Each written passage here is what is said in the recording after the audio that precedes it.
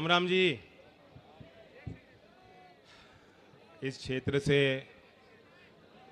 क्षेत्र का मजबूत प्रतिनिधित्व कर रहे डॉक्टर महेश शर्मा जी, अब दोबारा एक अवसर आपको मिल रहा है उनको दोबारा जिताने का।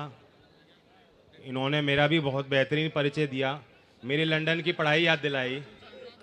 मैं तो भूल गया था लंदन वंदन, मैं लंदन में नहीं पढ़ा, वहाँ मास्टर्स नहीं करी। मैंने तो ये मानो भटौना चौधरी चरण सिंह इंटर कॉलेज का ही छात्र हूँ मैं, भटौनिया हूँ मैं भी। हाँ, और ये जो ग्राउंड है जहाँ ये सभा हो रही है, शायद आगे यहाँ सभा भी नहीं हो पाएगी, क्योंकि कुंवर साहब ने, पीके सिंह जी ने मुझसे आग्रह किया कि तो दाएं बाएं तुम पैसा लगा रहे हो और अपने गांवों को नहीं पूछ रहे। तो मैं कहा बिल्कुल, मैं अगर कहीं हूं इस लायक मुझे किसी ने बनाया है तो भटौना के अपने घर और परिवार और समाज के लोगों ने मुझे इस लायक आज बनाया।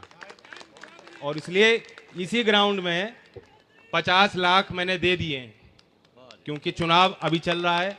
50 लाख मैं निधि से दे चुका हूं खेल के लिए। यहाँ एक हॉल बनेगा, मल्टी स्पोर्ट फैसिलिटी बनेगी नौजवानों के लिए।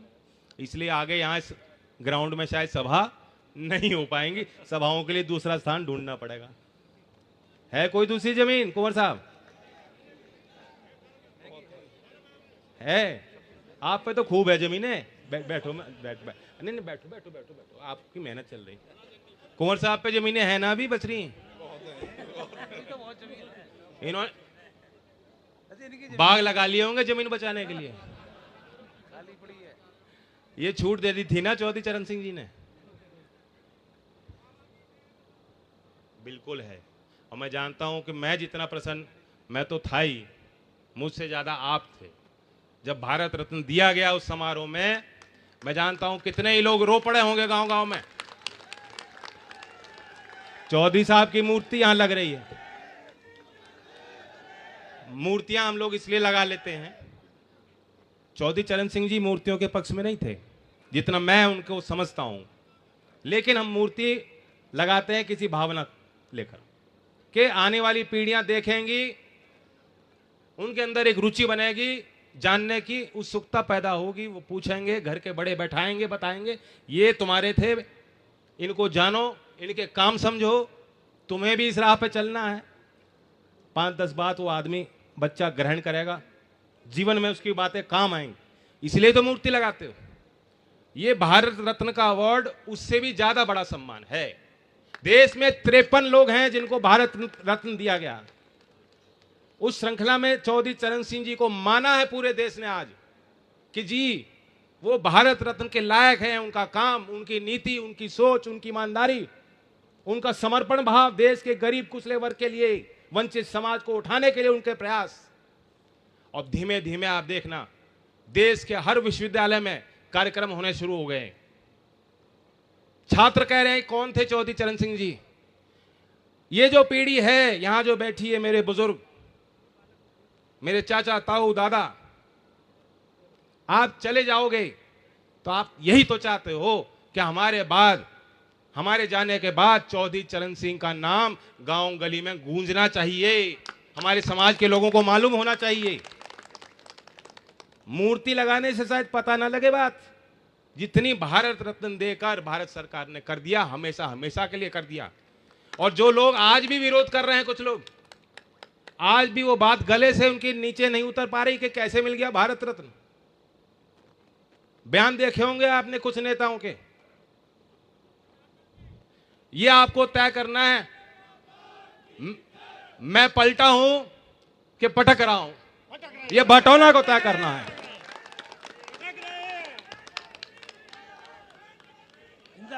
मुझे कह दो कम सीट ले लो, मैं कम सीट ले लेता। आज चौधरी चरण सिंह को भारत रत्न दिया जा रहा है।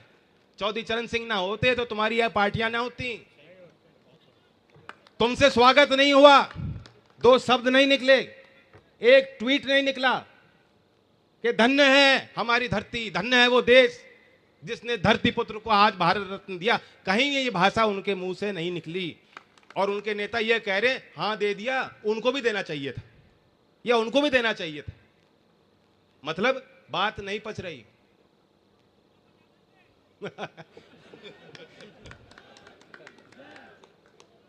तो अब मैं क्या कहूं, वैसे भी मैं अपने घर में हूं, घर में आके ज्यादा भाषण जड़ना नहीं चाहिए, घर में तो आके सुनना चाहिए।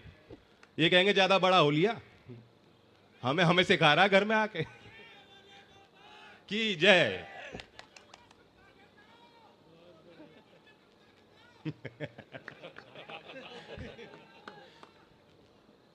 और देखो महेश शर्मा जी अच्छे भले आदमी हैं, सम्मान देना भी जानते हैं, अनुभवी भी हैं, हर क्षेत्र में, व्यापार के क्षेत्र में, सामाजिक राजनीतिक क्षेत्र में सक्रिय भूमिका। चौधरी साहब को बहुत मानते हैं, भले दूसरी पार्टी में रहे, हमेशा उन्होंने सत्कार दिया और मुझे खुशी हो रही है आज हम एनडीए में आ गए। मुझे बहुत मानसिक तौर पे कोई तनाव नहीं है, क्योंकि लोग आते थे, समर्थन करते थे, सुझाव देते थे, फिर मैं पूछता था अच्छा भैया बहुत बढ़िया बात, किस पार्टी में हो?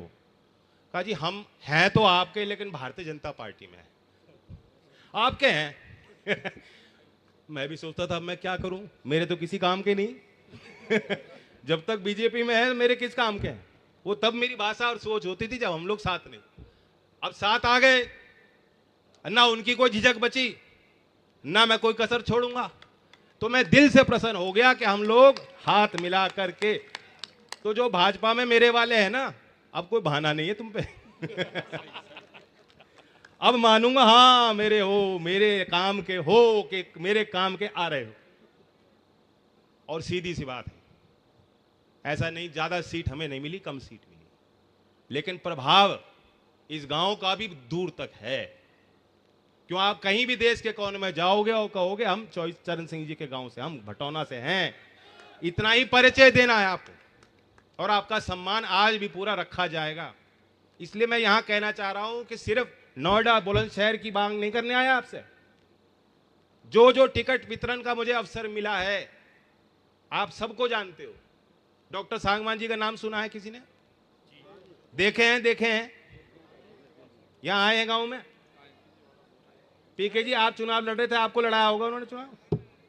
यहां कितने लोग चुनाव लड़े हैं, विधायकी का, प्रमुखी का, जो जनप्रतिनिधि का चुनाव हो, कितने लोग लड़े हैं कोई चुनाव?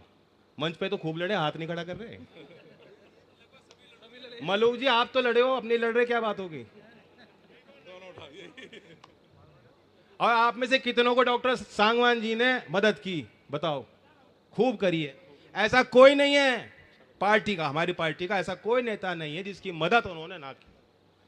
नौजवानों की मदद की, कोई छात्र की समस्या होती थी, किसान की होती थी, गरीब की होती थी, कोई कहता था जी फलाना अधिकारी नहीं सुन रहा हमारी, जाके बात करते, घर छोड़ दिया जवानी में ही।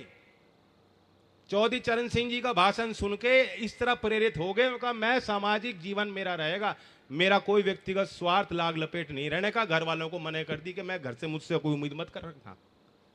अब मैं घर के परिवार के लिए नहीं हूं, मैं चौधरी चरण सिंह के लिए, उनके विचारों के लिए हूं। ऐसे आदमी का हमने बागपत से चुनाव लड़ा है। उन्हें जीतते देखना चाहते हो, लोकसभा पहुंचाना चाहते हो कि नहीं? वे तब पहुंचेंगे अगर जितनी वोट से आपने पिछली बार जिताया था महेश जी को, उससे ज्यादा वोटों से इस बार लोकसभा जिताओगे। बीजेपी का कमल है और हमारा हैंडपंप नल है, तो इसमें तुकबंदी बनानी भी आसान है। अब साइकिल और नल में तो बनाना क्या बनाऊं मैं? साइकिल तो फिसल जाएगी पानी में, कमल खिल जाएगा। तो और किसी पार्टी के लिए क्या कहता मैं? यहां मेल है, आप मेरी बातों को समझना। हम कुछ सोच समझ के किसानों के लिए कर रहे हैं काम। नोएडा की अपनी विशेषताएं हैं, औद्योगिक क्षेत्र में, आर्थिक गतिविधियों में उत्तर प्रदेश को उठाने में बहुत बड़ा योगदान इस क्षेत्र का, यहाँ के किसानों का, यहाँ के रोजगार जो उन्होंने नौजवान काम कर रहे हैं उनका है योगदान। और महेश जी का एक विजन है, सरकार का पूरा सहयोग उनको मिल रहा है।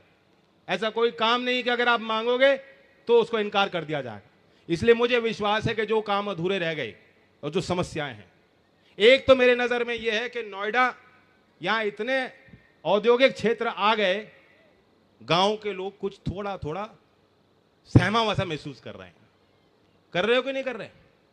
तो गांव की वो पूछ जो होनी चाहिए, मैं उम्मीद करता हूं कि डॉक्टर साहब इस पे विशेष ध्यान देंगे कि जो किसान की बात है वो अथॉरिटी के सामने भी लगातार धरना देना पड़ता है किसानों को, और वादे भी होते हैं, कोर्ट में भी जीत के आ जाते हैं, तब भी उनके काम कई बार नहीं हो पा रहे हैं। मैं भी गया हूं डॉक्टर साहब, आपको भी मालूम है, आप भी गए।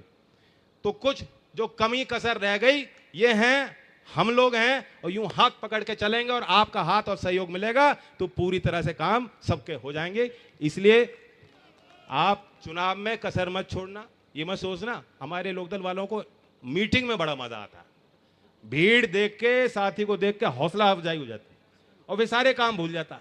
कब मैं वहां गया था, चौधरी साहब ने बात किया, बहुत बढ़िया मीटिंग थी, हो लिया काम, चलो भाई लौट लो। नौजवानों, ये मत करना कि ये तो हो गया काम, 400 पार, 80 की 80, जीत गए। जीते नहीं, अभी लड़ाई कैडी है। यूं मैं जितना चुनाव बड़े मार्जिन से जीता, तब भी मेरे वर्कर कहते थे साहब हार रहे हो, लगो काम पे, मेहनत करो, वो फलाने गांव फलाना गांव, बहुत मेहनत कराई मुझसे। और जब मैं हार रहा था तब भी वही भाषा थी। तो हमारा वर्कर मेहनती है, मैं उम्मीद करता हूं मेहनत करोगे। कमल को खिलाने में नोएडा और बुलंदशहर और पूरे यूपी में हमारा लोकदल का वर्कर अगर मेहनत करेगा तो कामयाबी मिलेगी।